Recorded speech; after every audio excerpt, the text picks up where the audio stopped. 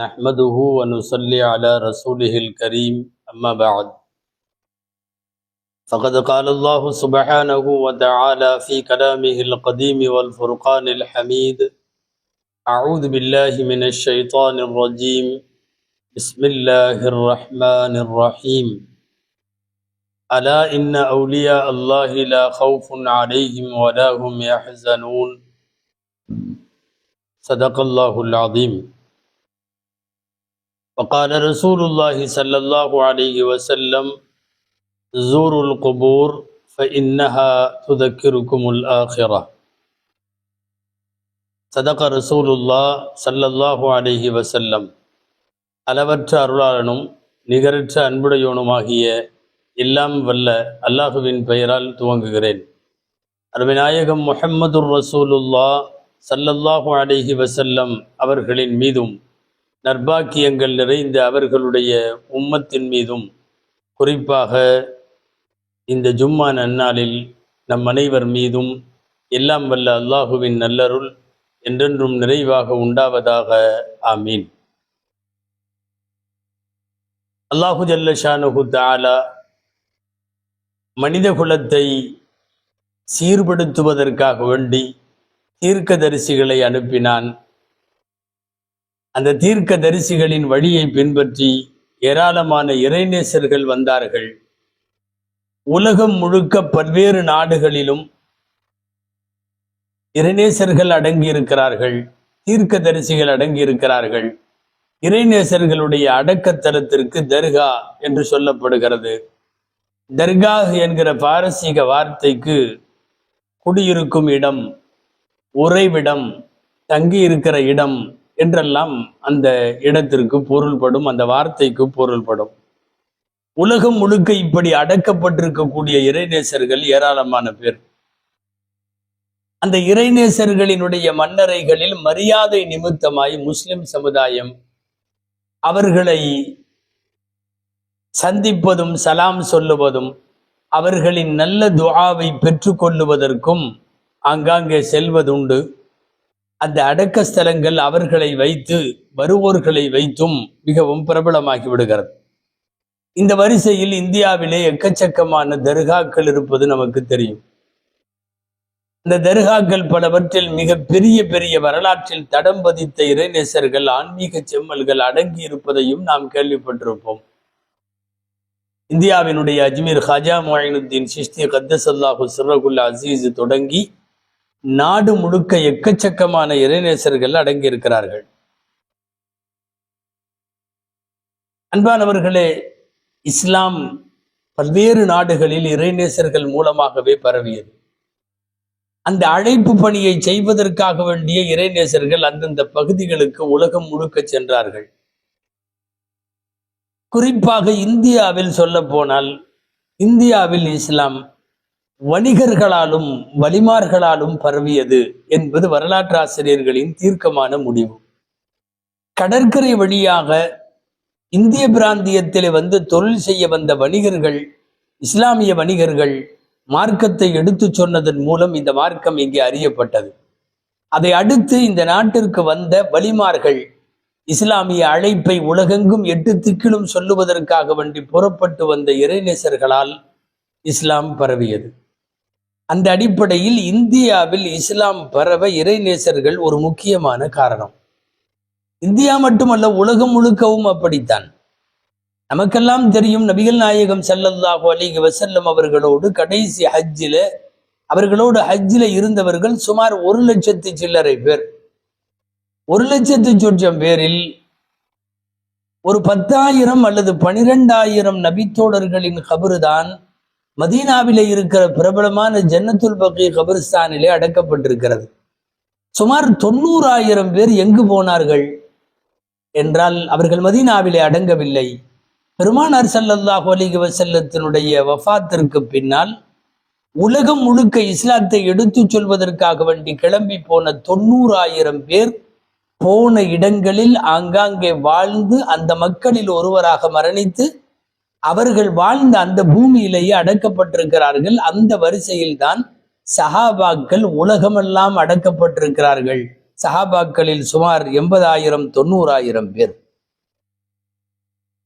பொதுவாக இதே போன்ற இறைநேசர்களை ஜியாரத்து செய்வதை முஸ்லிம் உம்மா தன்னுடைய தார்மீக கடமையாகவும் தனக்கான பெரும் பாக்கியமாகவும் கருதுகிறது. உயிரோடு இருப்பவர்களை சந்திப்பதைப் போலவே இவ்வாறு வஃபாத்தாகி அங்கங்கே அடங்கி இருக்கிற எந்த விதமான அரபமும் அடையாளமும் இல்லாமல் இருக்கிற கபறுகளிலும் இருக்கிறார்கள். கட்டப்பட்டு மக்களால்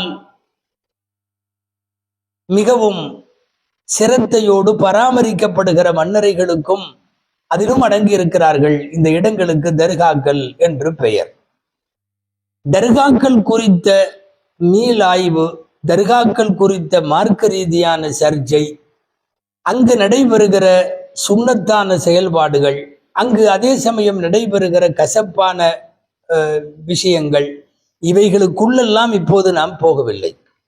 பொதுவாக நாம் இந்த நேரத்தில் தமிழக சூழலில் தர்காவை வைத்து அரசியல் செய்யப்படுகிற ஒரு சூழலில் நாம் தர்காக்களை குறித்து, ஏன் கபர் ஜியாரத்தை குறித்து ஒரு தெளிவான பார்வையும், அதை ஒட்டி தமிழகத்தில் சமீப நாட்களாக இந்த வாரம் முழுக்க நடைபெற்று கொண்டிருக்கிற தர்காவை வைத்தான அரசியலை குறித்தும் இந்த ஜும்மாவிலே நாம் சிந்திக்க வேண்டும்.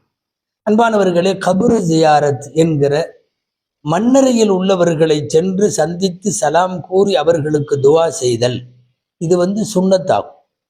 மார்க்க அறிஞர்களிடம் ஜியாரத்துல் குபூர் சுன்னத்தும் முஅக்கதா, சக்தி வாய்ந்த சுன்னத்து என்று, உறுதி வாய்ந்த சுன்னத்து என்று நம்பப்படுகிறது.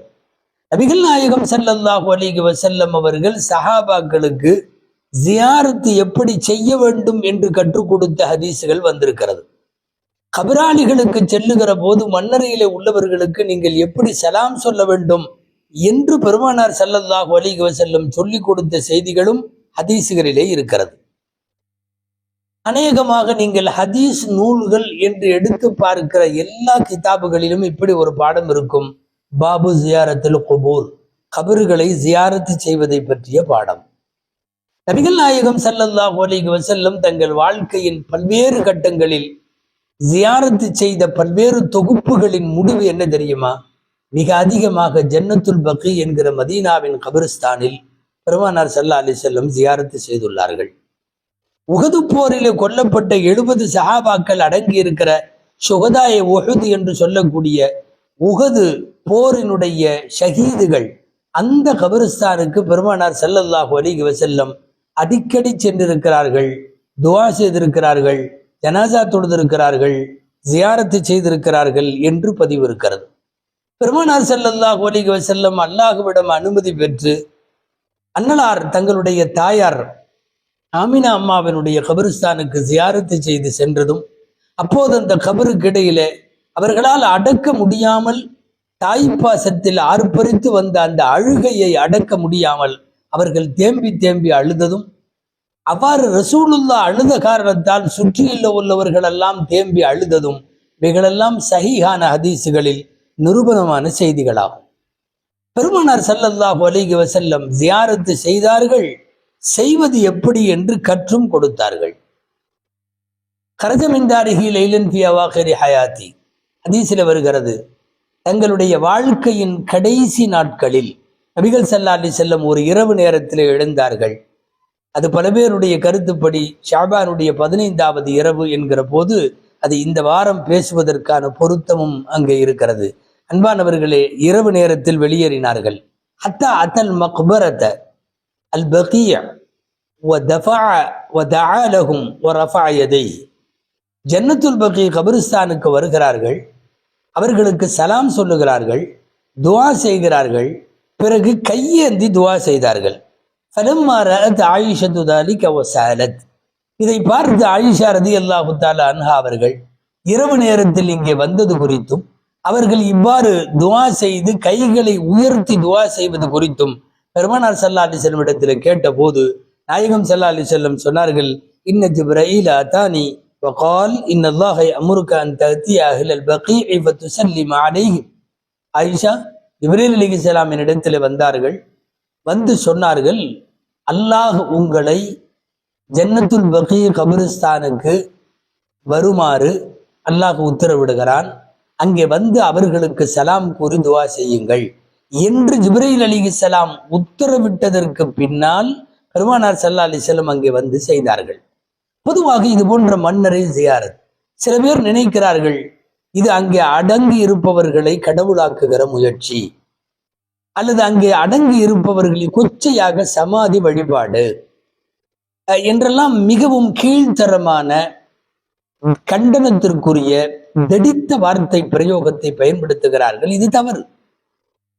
கபர் ஜியாரத் என்பது அங்கே இருப்பவர்களை கடவுளாக்குகிற முயற்சி என்பதை எல்லாம் விட, அதுவெல்லாம் அல்லாமல் நமக்கு மறுமையை நினைவூட்டுவது ஜியாரத்.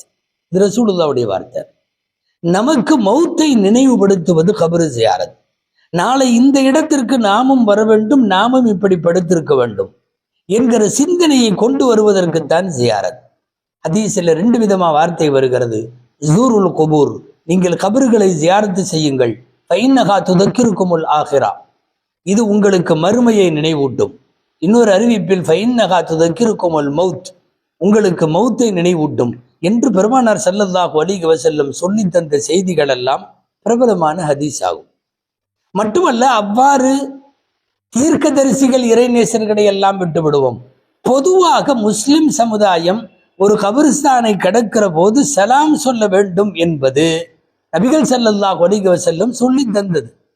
போய் சலாம் அலைக்கும்னு நாம சொல்லி அவர்கள் நம் காதுக்கு விழாவிட்டாலும் அவர்கள் பதில் சொன்னால் அதுதான் ஜியாரத், அவ்வளவுதான். ஜியாரத் என்பதற்கு அர்த்தம் தவறாக புரிந்து கொள்ளப்பட்டு அது ஷிர்க் என்ற வார்த்தைகள் எல்லாம் கொண்டெல்லாம் விமர்சிக்கப்படுவது துரதிர்ஷ்டம். மிகப்பெரிய மார்க்க அறிஞர் அல்லாமா இப்னுல் கய்யிம் ரஹிமஹுல்லாஹ் அவர்களுடைய உலகம் புகழ் பெற்று அவர்களுடைய நூல் ஒன்று ரூஹ் என்றதற்கு பெயர், கிதாப் ரூஹ். அந்த ரூஹ் நூலிலே இப்னுல் கய்யிம் ரஹ்மத்துல்லாஹி அலைஹி எழுதுகிறார்கள், என்ன, நபிகள் நாயகம் ஸல்லல்லாஹு அலைஹி வஸல்லம் அவர்கள் வழியாக பல்வேறு ஹதீஸ்களை ஆய்வு செய்து சொல்லுகிறார்கள், கபரிலே இருக்கிற மையத் வெளியில இருப்பவர்கள் துஆ செய்வதை கபரிலே விரும்புகிறது, மையத்து விரும்புகிறது. இன்னல் மையத்தை யஷ்உரு பி அஹ்வாலி துன்யா வ மன் யுகாத்திபுஹும், உலகத்திலே நடைபெறும் நிகழ்வுகளும் தன்னிடத்திலே யார் வந்து இப்போது பேசுகிறார்கள், சலாம் சொல்லுகிறார்கள் என்கிற விவரமெல்லாம் மையத்திற்கு தெரியும் என்பதை பல்வேறு ஆதாரபூர்வமாக பதிவு செய்கிறார்கள் அல்லமா இப்னுல் கய்யிம் ரஹிமஹுல்லாஹ். புகாரி, முஸ்லிம், திருமதி, அபூ தாவூத், இப்னு மாஜா, நஸை உள்ளிட்ட எல்லா நூல்களிலும் பதிவாக இருக்கிற ஒரு ஹதீஸ் என்ன தெரியுமா? நபிகள் நாயகம் ஸல்லல்லாஹு அலைஹி வஸல்லம் பத்ரிலே ஷஹீதான அவர்களுடைய கபரிலும் பத்ரிலே கொல்லப்பட்ட காஃபிர்கள் அடக்கப்பட்டதற்கு பின்னால் அவர்களுடைய மண்ணறையிலே நின்று பேசினார்கள். மட்டுமல்ல, உமர் ரலியல்லாஹு அன்ஹு போன்றவர்கள் இறந்து போனவர்களோடு பேசுகிறீர்களே என்று கேட்கிற அந்த தொனியை புரிந்து கொண்டு அவர்கள் நன்றாய் கேட்பார்கள் என்று நபிகள் ஸல்லல்லாஹு அலைஹி வஸல்லம் சொன்னதும் இந்த ஹதீசுகளிலே பதிவாக இருக்கிறது. இஸ்லாமிய பார்வையில் கபர்கள் என்பது ஜியாரத்தின் வழியாக அது கண்ணியப்படுத்தப்படும், வணங்கப்படாது. வணக்கம்னு நாமளும் ஏத்துக்கல. நன்றாக சுன்னத்து வல் ஜமாத்தை சார்ந்தவர்களும் புரிந்து கொள்ள வேண்டும், கபரிலே சஜிதா செய்ய அனுமதி இல்லை. அது என்ன காரியங்களை நாம் சொன்னாலும் சஜிதா செய்வது முழுதாக தவிர்க்கப்பட வேண்டிய, மிக கடுமையாக தடை செய்யப்பட வேண்டிய ஒரு விஷயம். கபர் கண்ணியப்படுத்தப்பட வேண்டிய இடம், அது வணங்கப்பட வேண்டிய இடம் அல்ல. சின்ன தொந்தரவு கூட கபராளிகளுக்கு வரக்கூடாது, அது கண்ணியப்படுத்தப்பட வேண்டும். பெருமானார் ஸல்லல்லாஹு அலைஹி வஸல்லம் பார்த்து கொண்டிருக்கிற போது முஸ்லிம்களில் ஒருவர் கபிரிஸ்தானுக்கு வருகிறார். இங்கே நடக்கிறார், காலிலே செருப்பு அணிந்திருக்கிறார், செருப்பு போட்டுக்கொண்டே அவர் கபரை மிதிக்கிறார். நபிகள் ஸல்லல்லாஹு அலைஹி வஸல்லம் பார்த்து விட்டார்கள். அடக்க ஸ்தலத்தின் மீது, அதாவது நல்லா புரிஞ்சுக்கணும், ஒரு 6 அடிக்கு கீழே குழிக்குள்ளதான் ஜனாசா இருக்குது. மேல உள்ள மண்ணை மிதிப்பதுல ஆளையெல்லாம் மிதிக்கல.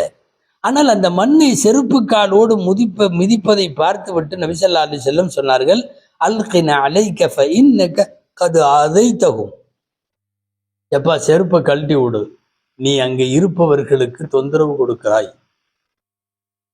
ஆதைத்தகும், ஈதா என்றால் நீ அங்கே இருப்பவர்களுக்கு நோவினை தருகிறாய் என்று பெருமானார் ஸல்லல்லாஹு அலைஹி வஸல்லம் சொன்ன ஹதீஸை மேற்கோள் காட்டுகிறார்கள் அல்லாமா இப்னுல் கய்யிம். என்னன்னா, மேல உள்ள இடத்துல நீங்க செருப்பு காலோடு மிதிப்பது 5-6 அடிக்கு கீழே குழிக்குள்ள இருப்பவர்களுக்கு அது வேதனை தரும் என்பது நபிகள் ஸல்லல்லாஹு அலைஹி வஸல்லமுடைய வார்த்தையிலேயே அது நிரூபிக்கப்பட்டிருக்கிறது. அந்த அடிப்படையில் தான் மன்னரை வாசிகளை சந்திப்பதும் சலாம் சொல்லுவதும் துவா செய்வதும் என்று ஒரு ஷரியத்திலே அனுமதிக்கப்பட்ட காரியத்தை உலகமெல்லாம் செய்கிறார்கள். சில நேரம் அந்த அடக்கஸ்தலத்துக்கு போறப்ப ஜியாரத்து பண்ணிட்டு யாராவது ஏழைகளுக்கு சாப்பாடு கொடுக்கிற ஒரு பழக்கம் எல்லா பக்கமும் இருக்கு. இன்றைக்கு பிரபலமான தர்காக்களிலே ஜியாரத்து செய்பவர்களும் அதை செய்வது உண்டு. நன்றாக புரிந்து கொள்ள வேண்டும், உலகத்திலே செய்யப்படுகிற தான தர்மங்கள் சதகாக்கள் மௌத்தானவர்களுக்கு போய் சேரும், கண்டிப்பா போய் சேரும். அந்த சதகாக்களில் ஆகச் சிறந்த சதகா என்ன தெரியுமா? உணவளித்தல். அடுத்து தண்ணீர் தர்மம். பல்வேறு தர்மங்கள் இருக்கிறது. ஒரு இறந்தவர்களின் பெயராலே நூல் நிலையம் அமைத்தல், கல்விக்கு உதவுதல், பள்ளிவாசல் கட்டி வைத்தல், 6 குளம் வெட்டி எடுத்து மக்களுக்கு அர்ப்பணித்தல், கிணறு வெட்டி தருதல், இது போன்ற எக்கச்சக்கமான இஸ்லாமிய புத்தகங்கள், திருமறைகள், இவைகளெல்லாம் தருதல், நிறைய ஈசால் தவாப் என்று சொல்லக்கூடிய மண்ணறையில் வாழும் மருகூம்களுக்கு சேர்ப்பதற்காக வேண்டி நாம் எடுத்துக்கொள்ளுகிற நிறைய சதகாக்கள். அதுல ரொம்ப முக்கியமானது இதாமு தாம் ஒண்ணு, சுக்கையல்மா ஒண்ணு, உணவளித்தலும் தண்ணீர் தர்மம். நபிகள் ஸல்லல்லாஹு அலைஹி வஸல்லம் ஸஅத் ரலியல்லாஹு அன்ஹு வந்து கேட்டபோது சொன்னார்கள், இறந்து விட்ட என் தாய்க்கு நான் ஏதாவது செய்ய ஆசைப்படுகிறேன், நான் என்ன தர்மம் செய்யட்டும்? ஸல்லல்லாஹு சொன்னார்கள், தண்ணீர் தர்மம் ஆகச் சிறந்தது.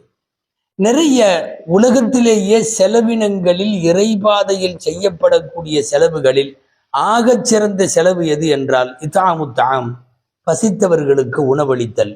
இன்றளவும் நீங்கள் பெரியார்கள் அடங்கி இருக்கக்கூடிய ஸ்தலங்களுக்கு செல்லுபவர்கள் உணவுப் பொட்டலங்கள் வாங்கி கொடுத்தும் ஆக்கியும் அங்கே ஏழைகளுக்கு வயிறார சாப்பாடு கொடுக்கிற நிகழ்ச்சியெல்லாம் நடப்பது இந்த ஹதீஸுகள் மற்றும் ஃபிக்ஹ் சட்டங்களை ஒட்டித்தான். இந்த வரிசையில் தான் தமிழகத்தில், இந்தியாவில், என் உலகம் முழுக்க நிறைய இடங்களில் தர்காக்கள் இருக்கிறது. தர்காக்களில் இறைநேசர்கள் அடங்கி இருக்கிறார்கள். ஒரு பக்கம் தர்காக்களில் சில அனாச்சாரங்கள் நடப்பதையும் நாம் மறுப்பதற்கில்லை.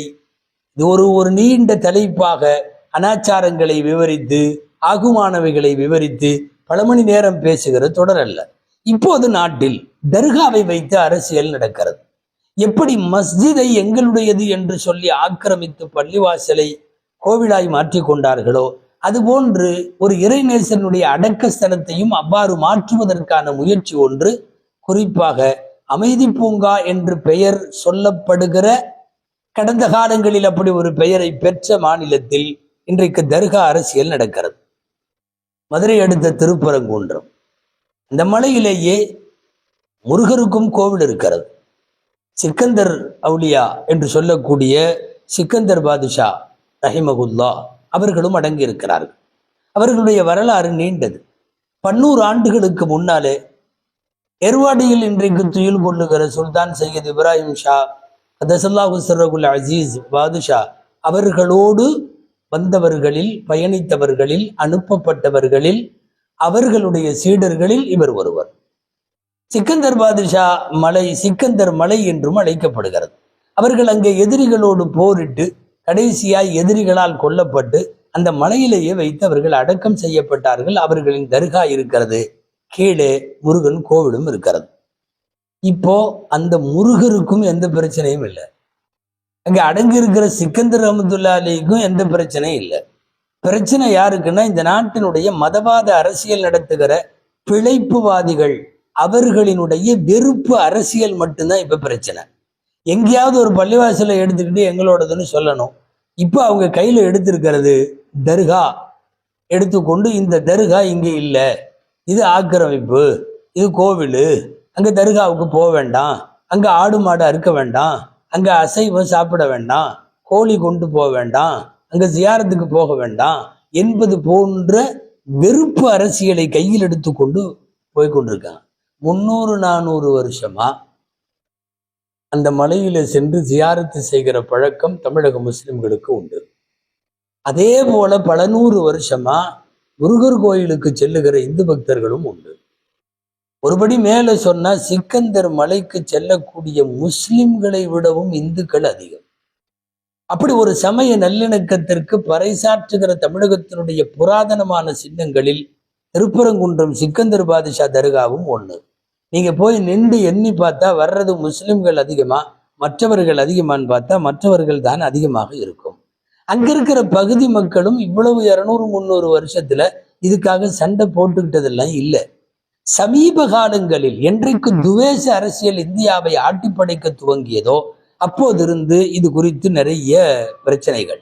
நீண்ட காலமாக இரு தரப்பும் அணிவகுத்து கொண்டு அவர்கள் இரு தரப்பிற்கு இடையில அமைதியாகத்தான் அவர்கள் வாழுகிறார்கள். அவ்வாறு வாழுவதற்கு அவர்களுக்கு இடையில எந்த பிரச்சனையும் அங்கே இல்லை. இன்னைக்கு வந்த மதவாதிகள்னால பிரச்சனை. ரெக்கார்டுகள் எல்லாம் தெளிவாக இருக்கிறது. 98 வருஷங்களாக ஏறத்தாழ இந்த மண்ணில உள்ள தஸ்தாவேஜுகள், ஜட்ஜ்மெண்ட்டுகள், கோர்ட்டினுடைய அறிக்கைகள், தீர்ப்புகள் எல்லாமே கரெக்டா இருக்கு, தெளிவா இருக்கு. எது கோவில், எது தர்கா, அங்க யாருக்கும் எந்த பிரச்சனையும் இல்லை. 90களிலே கொண்டு வரப்பட்ட மத வழிபாட்டுத்தல பாதுகாப்பு சட்டத்தின்படி 47க்கு பின்னாடி யார்கிட்ட எது இருந்துச்சோ அதது அவங்கவுங்கள்ட்ட தான் இருக்கும். இப்ப இருக்கிற இடத்துல சிக்கந்தர் பாஷா தர்கா அங்கேயே தான் இருக்கும். இங்க இருப்பேருக்கு இருக்கிற முருகர் கோயில் அதையெல்லாம் மாற்ற முடியாது, மாற்றக்கூடாது, அது அங்கேயே தான் இருக்கும். வெகுஜன இந்துக்களுக்கும் பிரச்சனை இல்லை, முஸ்லிம்கள்ல 100% பிரச்சனை இல்லை. பிரச்சனை என்னன்னா மக்களின் சண்டையை வைத்து பிழைப்பு நடத்துகிற ஈனத்தனமான அரசியல்வாதிகள் சில பேர் உள்ள பூந்து மத வெறுப்பு அரசியலின் மூலமாக இன்றைக்கு திருப்பரங்குன்றம் தர்காவை பிரச்சனையாக்கி இருக்கிறார்கள். ஒரே ஒரு செய்தி, இது குறித்து ரொம்ப விவரமா இவங்க சொன்னது என்ன அவங்க சொன்னது என்ன அதெல்லாம் போக வேணாம். நீ இந்த பயானை முடிக்கிறப்ப 2 செய்தி சொல்லி முடிச்சிடறோம். ஒண்ணு என்னன்னா, பட்டவர்த்தனமாக எல்லா ஊடகங்களின் செய்திகளையும் ஊன்று கவனிக்கிற போது தொலைக்காட்சி விவாதம், செய்தி தொகுப்பு, அங்கே நடைபெறுகிற களப்பணிகள், பல்வேறு கட்சியை சார்ந்தவர்கள் அங்கே போய் ஆய்வு செய்தது, இத்தனையினுடைய முடிவு என்ன தெரியுமா? அங்கே காவல்துறையில் யாரோ ஒரு கருப்பு ஆடு மததுவேஷத்தை தூண்டுகிறது. மட்டுமல்ல, ஆர்டிஓ உள்ளிட்ட வருவாய்த்துறையை சார்ந்தவர்கள் சில பேரும் மத துவேஷத்திற்கு ஆளாக்கப்பட்டு அந்த துவேஷத்திற்குத்தான் இன்றைக்கு திருப்பரங்குன்றம் மட்டுமல்ல தமிழக மக்களை இலக்காகி கிடக்கிறார்கள். சொல்ல போனால் அமைதியாக இந்த மாநிலத்தை வைக்க வேண்டும் என்று விரும்புகிற தமிழ்நாடு அரசுக்கு இது போன்ற துவேஷம் கொண்ட சில அதிகார மையங்கள் மிக மோசமாக துணை போகிறது.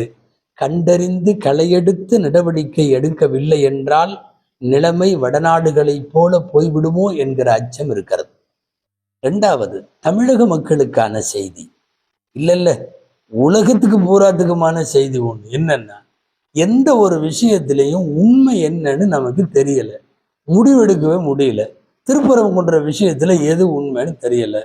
தெரிஞ்சுக்கிறதுக்கு ரொம்ப பெட்டரான ஒரு வழி இருக்கு. என்னன்னா, இந்த மத துவேஷியெல்லாம் என்ன சொல்றானோ அது பொய்ன்னு புரிஞ்சுக்கணும். இது ஒண்ணு போதும், வேற ஒண்ணுமே தேவையில்லை. ஏன்னா இவர்கள் எதை ஆதரிக்கிறார்களோ அது கண்டிப்பாக மனித குலத்திற்கு விரோதமானது. இது ஒரு கான்செப்ட்.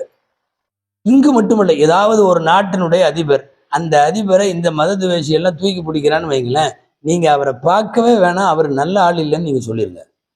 இவர்கள் நல்லவர்கள் என்று கொண்டாடுகிற அத்தனை பேருமே மனித குல விரோதிகள். இவர்கள் எந்த கான்செப்டை கையில எடுக்கிறாங்களோ நிச்சயமாக அது தவறானது என்கிற முடிவுக்கு சாதாரணமாகவே வெகுஜன மக்கள் வந்துவிட முடியும். தர்காக்களின் உள்ளீடுகள் பற்றியும் நடைபெறுகிற செயல்பாடுகளை பற்றிய மீளாய்வுகள் குறித்தும் நாம் இப்போது பேசவில்லை. தர்காக்கள் என்பது இஸ்லாமியர்களின் புனித சின்னங்கள். தயவு செய்து அந்த சின்னங்களை அவரவர் வழியில், அவரவர் விருப்பத்தில், அவரவர் மார்க்க நெறி பிரகாரம் நடைபெற அங்கே சில பிரார்த்தனைகளுக்கும் ஜியாரத்துகளுக்கும் சந்திப்புகளுக்கும் தோதுவாக ஏற்பாடுகளை மாத்திரம்தான் அரசு பாதுகாப்போடு செய்து தர வேண்டும். எல்லாம் வல்ல அல்லாஹு ஜல்ல ஷானுஹு தஆலா உலகம் முழுக்க இருக்கிற மஸ்ஜிதுகள், மதரசாக்கள், ஹாங்காக்கள், தர்காக்கள் போன்ற இஸ்லாத்தின் அத்தனை புராதன சின்னங்களையும் எல்லாம் வல்ல அல்லாஹ் பாதுகாத்து அருள்வானாக. ஆமீன். வாஹிரு தஅவானா அனில் ஹம்துலில்லாஹி ரப்பில் ஆலமீன். அஸ்ஸலாமு அலைக்கும் வரஹ்மத்துல்லாஹி வபரகாத்துஹு.